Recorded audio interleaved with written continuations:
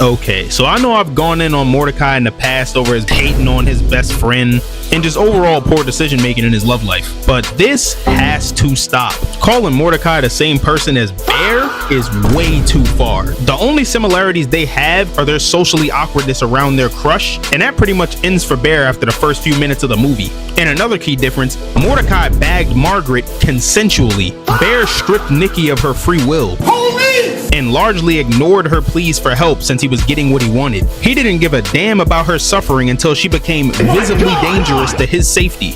No, no, no, no, no, no, no, no, don't do that! The weirdest thing Mordecai ever did was attempt to drive hundreds of miles to deliver Margaret a sweater because he missed her. But even then, once his hallucination of the sweater said some weird shit, The sooner you give Margaret the sweater, the sooner she'll quit school and be with you. Mordecai immediately snaps out of it like, The fuck are you talking about? and says, That's not true. Margaret worked really hard to get into school. She wouldn't just quit. standing on business. Bear would have heard that same sentence and been like, That's a great idea. I've seen people giving Bear credit for not sleeping with her on night one, but after watching the movie yet again, the only reason he didn't do that is because she freaked out in the middle of a kiss and he got scared.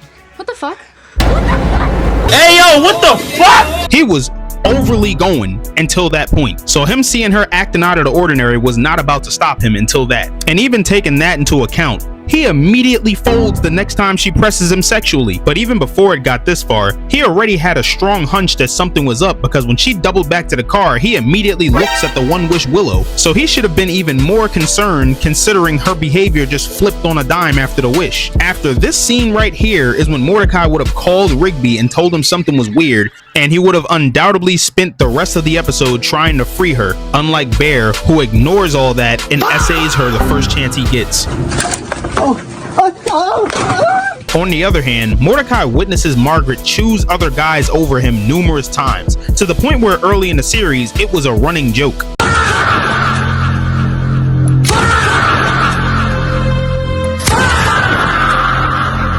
And each time, he'd just be like, Congratulations! and just take it on the chin. At most, he'd get a little mopey and hate from the distance. It never went further than that. Yeah, he made some cringy attempts at trying to spit game at Margaret multiple times, Check my man hairline though! This joint corny as shit! but that's completely normal. At the end of the day, he cared about her well-being. That's another thing that sets them apart. You could tell he actually respected her as a person. He even made sure to keep his eyes closed when Skips was transferring her secrets from the broken diary to the new one. The only reason the Guardian showed up is because this nigga looked. I said maybe, look, maybe! But I just keep seeing people slandering my boy Mordecai, comparing him to a monster like Bear. If you don't get that bullshit out of my face, bitch. And this has to be completely recency bias, or they haven't watched regular show, because Mordecai hasn't displayed any of the horrific behaviors that Bear displayed in the movie, outside of them just being awkward and not able to talk to girls. Bear intentionally deluded himself into thinking what was going on was no big deal, even though he saw her attempting to fight through it time and time again. Is Nikki happy? Does Nikki like me? No! Even when he got on the phone with the One Wish Willow Company, his first attempt at a so-called solution was to alter the wish instead of flat out attempting to cancel it and free her. No. It's okay to keep the. I just want to know if I can like alter it a little. Philadelphia! Oh hell no! That's hell no! And when he finds out he can't do either of those things, he decides to tell her to just act like Nikki. She just fails at doing so, which is the only reason he even continues to acknowledge what's happening. I guarantee if she was able to perfectly replicate Nikki's personality, he would have completely forgotten about Nikki's suffering and lived his life happily, leaving Nikki in the sunken place. And to make matters worse, the suffering is so intense that after a while, the first thing she attempts to do when she does regain control is to off herself. Mordecai would have never even let it get this far. Even when Mordecai and Rigby got the reality bending keyboard, the power, all he wanted to do was use it to get a raise at his job and goof off with Rigby while on work hours. The most intentional thing he tried to do with it involving another person is when Skips caught them using it and he attempted to send Skips back to his room, but then Rigby's dumbass said moon instead of room, and we all remember what happened after that.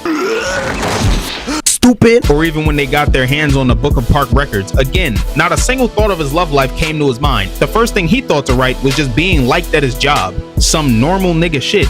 It was Rigby that added all the other bullshit. Man, you so stupid, bitch. Y'all probably noticing the theme by now. He even risked his own safety shoulder checking a bear through a wall because it was about to attack Margaret. Bear didn't even want to cancel the wish when he was presented with that idea. Like, this man was trying to do anything to ease his guilt as long as it didn't involve actually setting her free. He was extremely selfish and demented. He was more concerned with how her erratic behavior made him look around their friends than he was for her actually suffering and trying to fight for her own freedom. You a bitch. You a pure bitch. He had no real regret about what he did until she started doing things like cooking his cat and watching him while he slept. Her suffering was secondary in his mind to his pleasure. Whole time, Mordecai risked his life driving through criminal territory just to bring Margaret to the airport so she wouldn't miss her flight, even though he knew her boarding that flight would mean he loses her, since she would be going to school far away. He did the right thing and pushed his feelings to the side and made sure she could pursue her goals. Bear would literally never. Remember, Nikki told him her goals to move on with her life and do big things in the beginning of the movie, and he forgot all of that as soon as he had her under his control. Him and Mordecai are nothing alike morally. Can you say that they were both kind of losers? Yes, but Mordecai wasn't overall a bad person like Bear is. He would have never let shit go down the way he did. Well, that's all for today's video. I hope you enjoyed.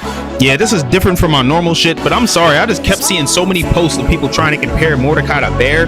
I feel like that was just recency bias at its finest. But yeah, don't forget to like and subscribe if you enjoyed. This has been MarblePluto. Peace! I just found the keys to a city, the beats are